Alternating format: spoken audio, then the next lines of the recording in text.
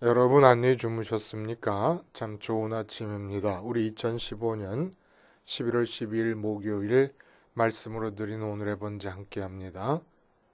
신명기 21장 22절과 23절 우리가 어저께 본 본문입니다. 그런데 오늘은 이 신명기 21장을 맨 끝에 있는 22절, 23절로부터 거꾸로 한번 조명해 보는 그런 시간을 갖습니다. 그래서 22절, 23절을 같이 읽어보겠습니다. 시작.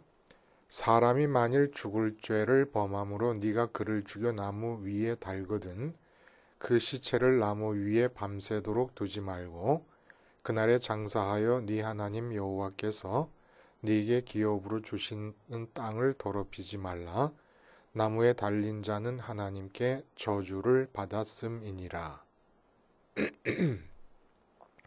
맨 마지막에 나무에 달린 자는 하나님께 저주를 받았음이니라. 바로 이 구절에서부터 거꾸로 한번 보는 겁니다.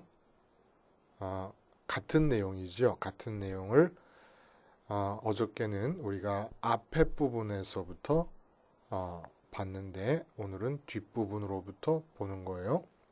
그래서 말씀의 제목을 복스럽게 살기, 저주스럽게 살기라고 정하고 은혜를 나눕니다. 복스럽게 살기, 저주스럽게 살기. 어릴 때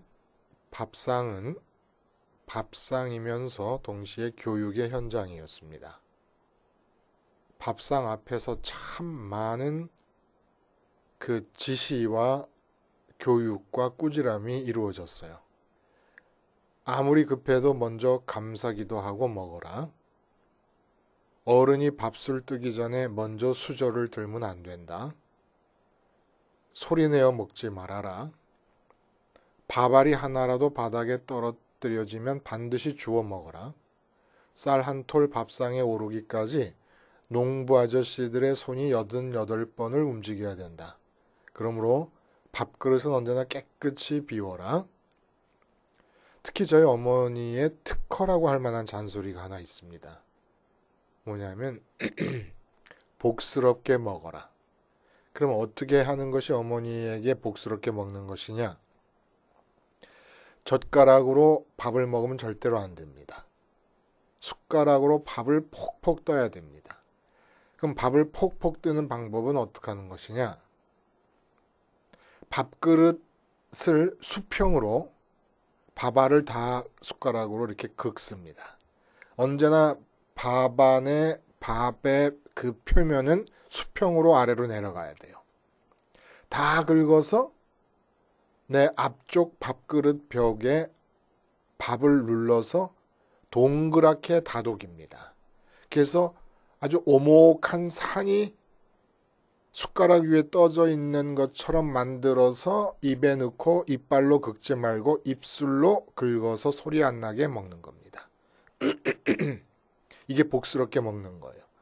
여럿이 같이 먹는 음식의 그릇일 경우에는 내 앞쪽에서 떠먹어라. 남의 앞쪽으로 떠먹게 되면 남의 덕에 살게 된다. 그리고 밥 먹으면서 다리를 떨지 말아라. 복 달아난다. 참. 그래서 다리 안 떨고 밥을 옴팡옴팡 먹어도 그렇게 어머니가 얘기하시는 대로 큰 복이 많이 주어진 것 같지도 않아요. 그때 어머니의 생각 속의 복. 교회는 다니셨지만 아직 온전한 믿음으로 주님께서 팔복을 얘기하실 때 그런 개념의 복을 마음에 생각지 못하고 계셨을 때에 저에게 밥상에서, 아니 삼형제에게 밥상에서 늘 하시던 어머니의 교육이고 지침입니다. 여러분, 복스럽게 산다. 저주스럽게 산다. 누가 저주스럽게 살고 싶은 사람이 있겠습니까? 근데 저주스럽게 살지 않고 복스럽게 살기 위해서 가장 중요한 일은, 가장 우선적인 일은 뭡니까? 참 복과 참 저주를 아는 것이죠. 그렇죠? 사전적으로 저주가 무엇이냐 찾아봤더니 남에게 재앙이나 불행이 일어나도록 빌고 바람 또는 그렇게 하여서 일어난 재앙이나 불행. 그러면 뭐가 재앙입니까? 뭐가 불행입니까? 수없이 죽어간 순교한 신앙의 선배들, 본인이 아무도 자신이 저주받은 자라고 생각하고 죽어간 사람은 없습니다. 사자밥이 돼서 죽고 불에 타서 죽어도. 근데 사자밥이 돼서 죽고 불에 타서 죽는 것처럼 저주스러운 장면이 세상에 존재할 수가 있습니까? 근데 저주가 아니라는 거예요. 본인들은. 그리고 우리는 그 저주가 아니라고 하는 그분들을 따라가는 신앙의 후배들입니다. 뭐가 복이고 뭐가 저주예요? 그걸 모르고서야 어떻게 복스럽게 살고 어떻게 저주스럽게 살겠습니까? 그러니까 모르면 저주스럽게 살면서도 복스럽게 산다고 착각할 수도 있고 복스럽게 산다고 생각하고 있는데 전혀 복과 상관없이 살 수도 있고 그러니까 알아야 되겠어요. 우리가 하나님과 주님을 나의 연합해야 될 대상으로 믿는 사람들로서 저주란 도대체 뭡니까? 삶에서 하나님의 의도가 말살된 상태가 바로 저주입니다. 그러면 저주스럽게 살기가 뭡니까? 하나님의 의도를 말살하는 습성을 따라 일상적으로 삶을 살아가는 것, 이게 저주스럽게 사는 겁니다. 삶은 기차 레일 위를 달리는 거예요. 자유의 폭이 주어져 있지 않습니다. 하나님이 의도하시는 바를 레일 삼아 달려야 하는 기차가 바로 사람이에요. 저주의 상태는 바로 이 레일 위를 벗어난 기차로 살아가는 겁니다. 삶이 힘들어요. 왜냐? 레일 위를 벗어난 기차가 땅 위에서 그 쇳덩어리 바퀴를 가지고 달리는 것과 같기 때문에 삶이 이렇게 힘들고 지치는 겁니다. 레일 아래로 내려온 기차이기 때문에. 그러면 하나님의 의도를 말살하면서 사는 습성으로 일관하는 것이 저주스럽게 사는 것이라 그러면 하나님의 의도는 어떤 것입니까? 가장 근본적이고 원초적인 사람을 향한 하나님의 의도가 있어요. 이 근본적이고 원초적인 하나님의 의도가 우리에게서 이루어지면 그 나머지 사사로운 모든 말과 행동에서의 하나님의 의도도 다 나타나는데 이 근본적이고 원초적인 하나님의 의도가 이루어지지 않으면 사사로운 말과 행동의 모든 순간에서도 하나님의 의도가 나타나지 않기 때문에 저주스럽게 될 수밖에 없습니다. 그러면 원초적이고도 근본적인 사람을 향한 하나님의 의도는 뭡니까? 하나님 자신으로 마음을 채워서 만족하고 기쁨을 누려라. 이게 하나님의 의도예요. 이렇게 하나님으로 만족과 기쁨을 누리고 있는 이 상태가 이게 뭐냐면 삶을 시작할 때의 상태가 되어야 된다는 겁니다. 근데 저주스럽게 사는 것의 특징은 뭐냐면은 삶을 시작할 때 굶주린 상태에서 만족이 없는 상태에서 기쁘지 않은 상태에서 시작하면서 삶을 통해서 기쁘려고 하는 거예요. 이 세상에서의 삶을 통해서 만족하려고 사는 것. 이게 바로 저주스럽게 사는 것입니다. 복스럽게 사는 것은 이 세상에서 가정생활, 직장생활, 동료들과의 생활, 인간들과의 사회생활, 하여간 이 세상의 삶을 살기 이전에 하나님으로 만족하고 하나님으로 기뻐한 상태에서 부부생활, 부모로서의 생활, 자녀로서의 생활, 직장인으로서의 생활, 사장님으로서 부장님으로서의 생활을 해나가는 게 복스러운 삶입니다.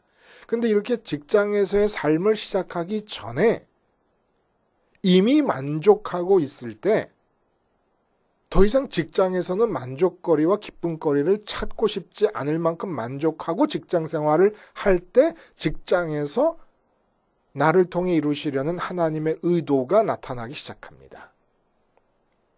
이게 복스럽게 사는 거예요. 저주스럽게 사는 것은 직장에서 월급이 오른다든지 승진한다든지 성과를 많이 이루고 싶다든지 사장님에게 잘 보인다든지 해가지고 기쁨을 얻으려고 하고 만족을 찾으려고 하는 것. 이게 바로 저주스럽게 사는 삶입니다. 왜? 근본적이고 원초적인 하나님의 의도를 따라 마음의 기쁨을 챙기지 못하고 삶을 시작하고 있기 때문에 기쁨과 만족은 made in the world의 기쁨과 만족은 존재하지 않습니다. 그건 하나님의 의도가 아니에요. 기쁨과 만족은 반드시 made in heaven입니다. 이 땅에서는 만들어지지 않고 생산되지 않아요. 근데 마귀에게 속아서 살게 된 삶에서는 이 땅에서 생산될 수 없는 만족과 기쁨을 찾아 사는 것. 이게 바로 저주스럽게 사는 거고 저주 가운데 있는 겁니다. 하나님의 의도가 말살된 거예요. 그럼 오늘 본문은 밑으로부터 바라보게 되면은 내용이 뭡니까? 당시 구약시대 선민사회에서 사형에 처할 만한 범죄가 발견된 경우에 여기서 이제 선민사회이기 때문에 사형에 처할 만한 범죄라고 하는 것은 결국 하나님의 의도를 벗어난 것입니다. 다.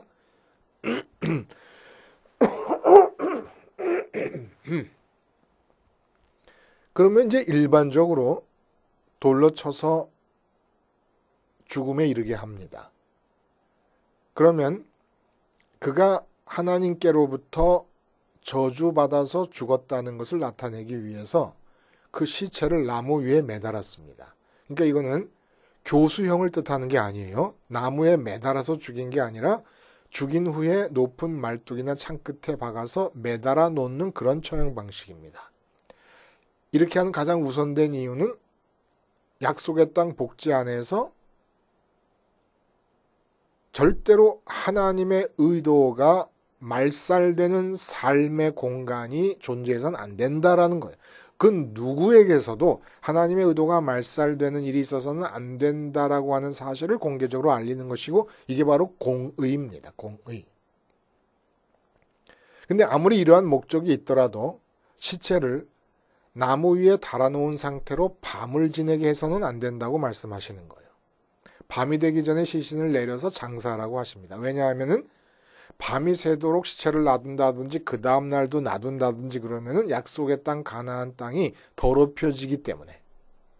도대체 시체 하나 나무에 걸었다고 약속의 땅이 더러워진다. 이게 무슨 의미를 담고 있는 말씀일까요? 늘 말씀드리듯이 시체는 하나님의 의도가 더 이상 존재하지 않는 대상입니다. 하나님의 의도의 흐름이 끊어진 장소를 상징합니다. 하나님의 의도가 없는 사물을 상징합니다. 그러니까 나무에 매달린 시체를 밤이 새도록 놔둔다는 것은 하나님의 의도가 없는 대상을 삶의 공간 안에 품고 있다는 것이에요.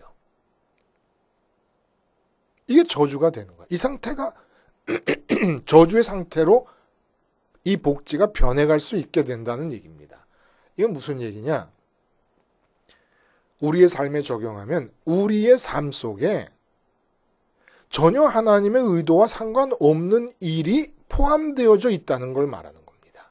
그러면 우리의 삶은 우리가 선민이라면 하나님께서 복지로 계획하고 의도하고 계시는데 그 복지가 더럽혀지는 거예요.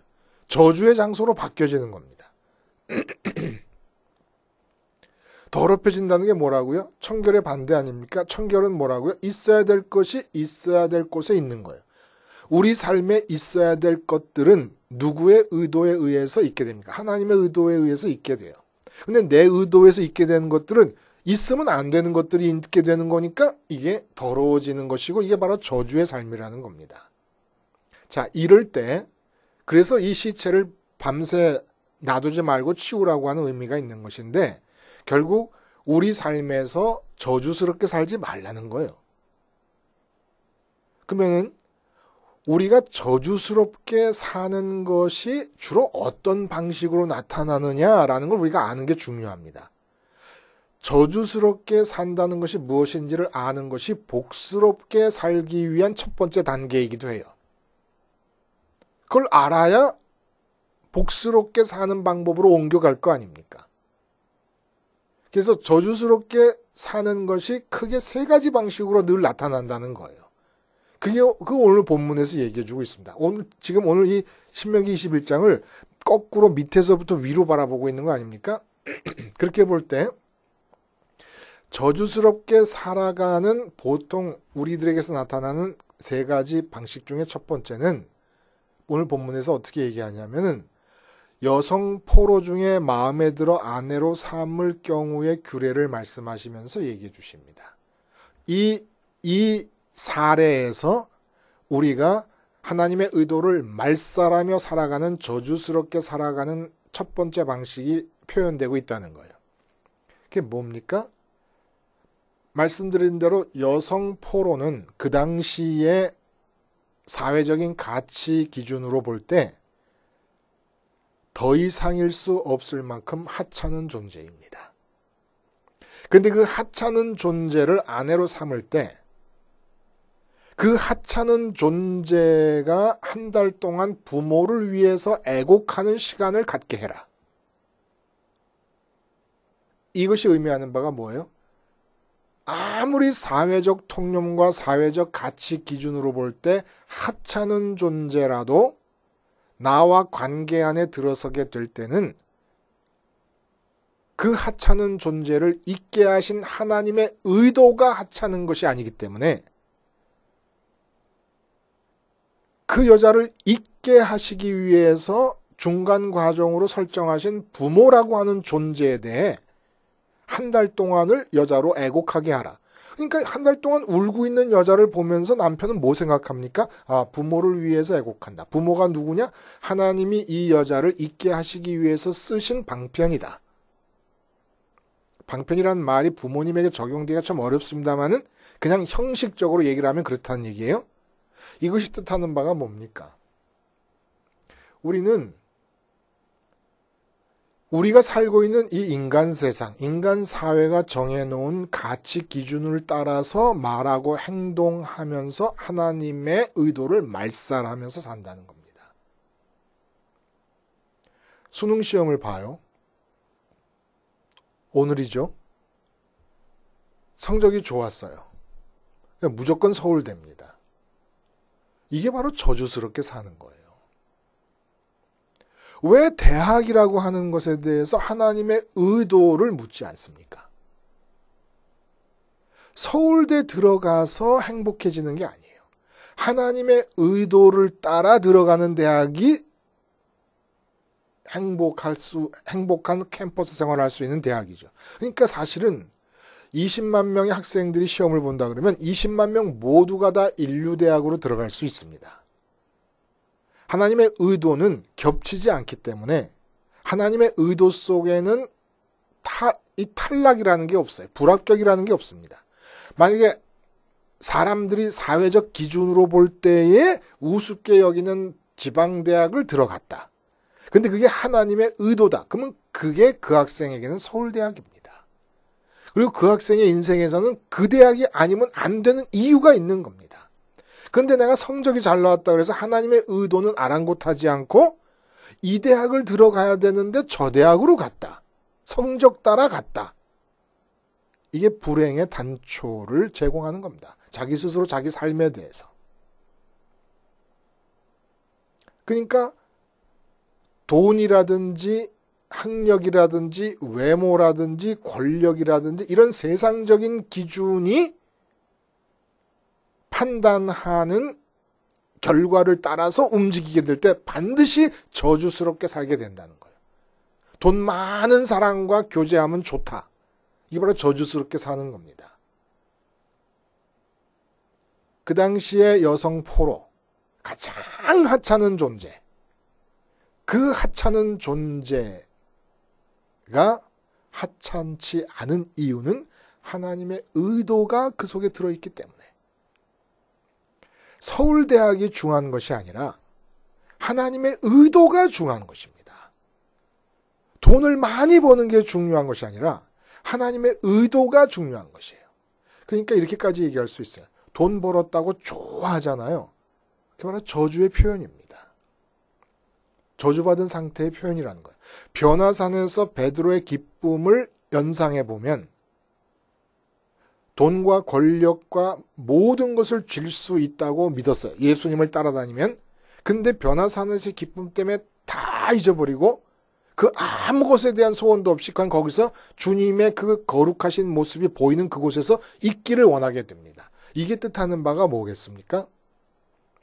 하늘에서 만들어진 기쁨과 만족, 메이드 인 헤븐의 기쁨과 만족, 하나님의 본래의 의도대로 하나님으로 내가 기뻐할 경우에 그러한 상태에서 돈을 기뻐하는 사람을, 돈 벌었다고 좋아하는 사람을 보면은 그게 왜 저주의 상태인 건지 알 수 있게 된다는 겁니다. 그래서 사도 바울이 배설물로 여긴다 그랬어요. 배설물로. 서울대학 들어갔다고 그것 때문에 좋아하지 않습니까? 그게 바로 저주받은 상태입니다. 저주받은 상태의 표현이에요. 그러면 복스럽게 사는 사람은 어떻게 살아? 이게 저주인 줄 아니까. 왜 그게 저주입니까? 하나님의 의도를 물어본 적이 없으니까. 처음부터 공부를 준비할 때부터 내 의도를 가지고만 살아왔으니까. 내 의도대로 잘 돼서 서울대학을 들어갔다. 하나님이 버리신 거라고 보면 됩니다. 빨리 돌아서세요. 사람들이 다 우습게 여기는 전문대학을 들어갔는데 하나님의 의도를 따라 들어가게 됐다. 대학을 통해서 뭘 얻으려고 한 게 하나님 때문에 기뻐하는 상태에서 전문대학을 들어가게 됐다. 그게 인류대학이에요. 그게 서울대학이고. 두 번째는 뭐냐? 하나님의 의도를 말살하는 습성이 나타나는 두 번째 방식은 뭐냐?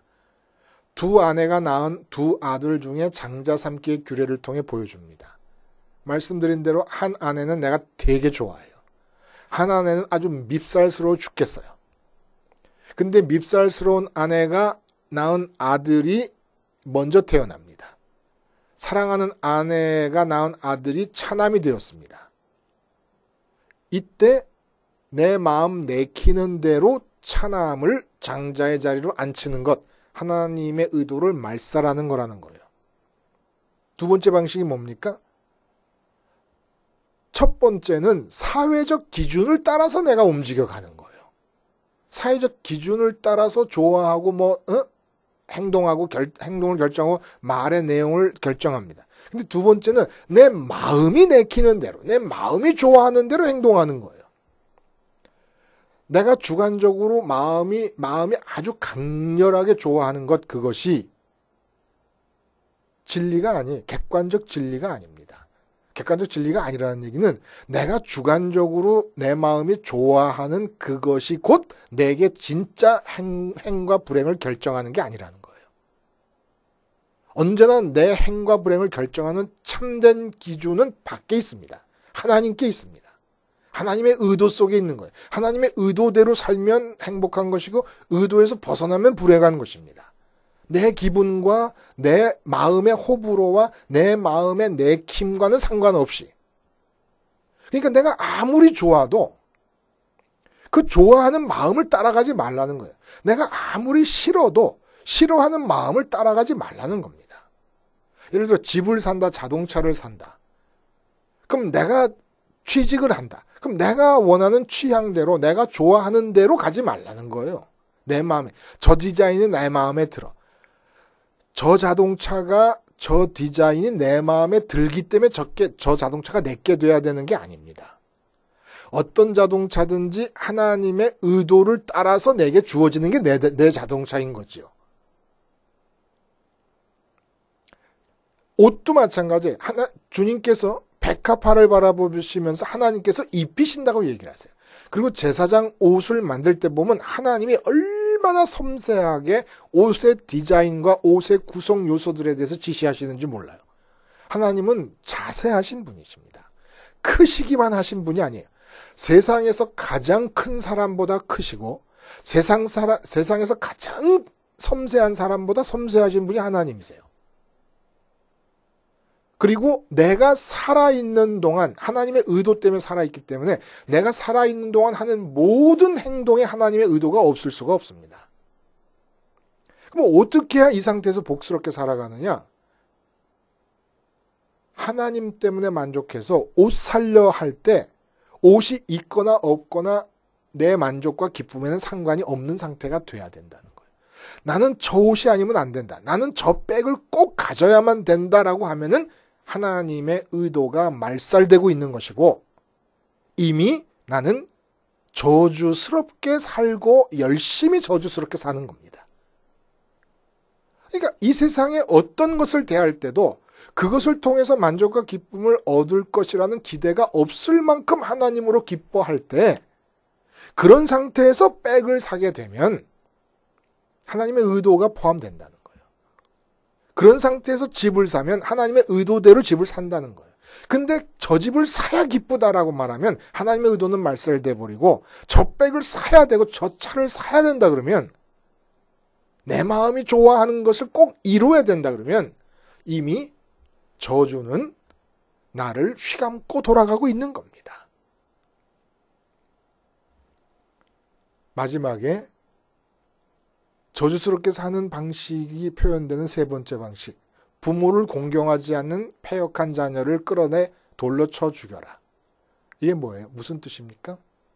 내 의도와 상관없이 주어진 현실에 대해서 갈등하는 거예요. 불평, 원망하는 겁니다. 주어진 집안이라든지 부모라든지 형제라든지 내 외모라든지 내 키라든지 뭐 내 나라라든지 또 매일 아침 주어지는 하루의 삶 조건들 이런 거 있지 않습니까? 이런 것들에 대해서 불평해요. 불평한다는 게 뭐냐? 하나님의 의도를 말살한다는 거예요. 저주스럽게 사는 곳으로 들어간다는 겁니다. 여러분이 지금 마음에 안 드는 직장에 다니십니까? 제가 한 가지 비결을 가르쳐 드릴게요. 그 직장에서 빠져나오는 최단거리로 빠져나올 수 있는 방법, 가장 빠르게 빠져나올 수 있는 방법이 뭔지 아십니까? 마음에 안 드는 직장에 있을 때 그 직장에 대해 감사하는 겁니다. 하나님께서 이 직장에 오늘 아침에 일어났는데 그 직장이 망하지 않고 그대로 있어요. 그럼 지금 어쨌든 현재 오늘 이 상태에서는 그 직장이 주어져 있는 겁니다. 근데 그 직장이 마음에 안 든다. 마음에 안 들 때 직장에서 빠져나올 수 있는 최고의 방법은 말이라도 이 직장보다 더 좋은 직장은 나에게 없다. 이 직장보다 더 감사할 수 있는 직장은 존재할 수가 없다. 하나님께서 내게 이 직장을 주셨다. 이렇게 믿는 거예요. 하나님께서 주신 것이니까 무조건 좋다고 믿을 때 진짜 안 좋은 거면 하나님이 깜짝 놀라가지고 이게 안 좋은 건데 얘가 믿고 있네. 내가 줬으니까 좋은 거라고. 내가 관장하고 있기 때문에 좋을 수밖에 없다고 믿어버리고 있네. 이 야단났다. 당장 내일 다른 직장으로 옮겨가야 되겠다. 이게 유일한 방법이에요. 그래서 제가 교인들한테 그런 얘기해요.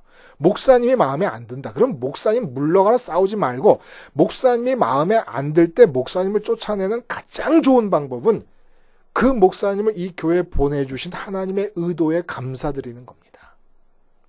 그래서 하나님이 이 목사님을 우리에게 보내주셨다. 믿어요. 근데 목사님이 영 아닐 때 하나님이 깜짝 놀라가지고 아니 저 형편없는 목사를 교인들이 내 의도로 보내줬다고 믿고 좋아하고 감사하네. 빨리 갈아치워라. 제일 빠른 방법이라는 거예요. 아시기는 아세요? 이런 거를. 모든 삶에 이미 눈 떴더니 주어져 있는 것들. 오늘 하루 종일 주어져 있는, 오늘 아침에 주어져 있는 것들. 이것들은 절대로 불평하고 원망하며 대할 게 아닙니다. 그러면 하나님의 의도가 말살돼요. 그러면 저주스러움으로 빠져들어가는 겁니다. 이런 저주스러움이 뭔가를 알고 이제 복스러움이 시작되는 거예요. 이 저주스러움을 아는 것이 복스럽게 사는 방법의 첫 단계라는 거예요. 그러면 복스럽게 사는 것의 완성은 어디에 있는 겁니까? 이런 저주스러움을 알고 나니까 내가 세상적인 기준을 완전히 벗어나지도 못하고 죽었다 깨도 못 벗어나는 거예요. 세상 사람이 좋다는 걸 자꾸 나도 좋아하게 돼. 그리고 내 마음이 좋아하고 내 마음이 선호하는 대로 자꾸 행동하고 말하게 돼. 그리고 주어진 것들이 무조건 감사할 수가 없어. 너무너무 내가 볼 때 형편이 없는 것들이 많아. 이 체질을 벗어날 수가 없어요. 이제 방법은 하나입니다. 오늘 마지막에 뭐라 그래요?